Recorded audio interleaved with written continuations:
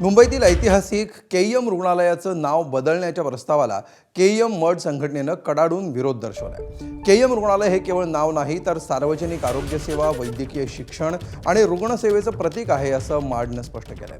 रुग्णालयाचं नाव बदलण्यासारखा महत्त्वाचा निर्णय घेताना येथे सेवा देणाऱ्या निवासी डॉक्टरांचा सल्ला न घेणं हे निराशाजनक आणि अयोग्य असल्याचं संघटनेनं म्हटलंय। दरम्यान रुग्णालयातील मूलभूत समस्यांकडे प्रशासनाचं लक्ष नाही, ते देणं गरजेचं आहे असंही मडनं नमूद केलंय।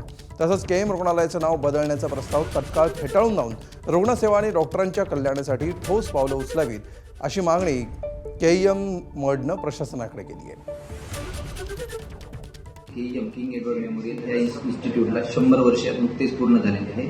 तर या इन्स्टिट्यूटची खूप मोठी हिस्ट्री आहे। या इन्स्टिट्यूटची लिगसी आहे। इन्स्टिट्यूटनं बरेचसे डॉक्टर्स घडवलेले आहे आणि सगळ्यांना केईएम हे नाव म्हणजे खूप जिव्हाळ्याचं आहे, त्यांची एक नाळ जोडलेली आहे।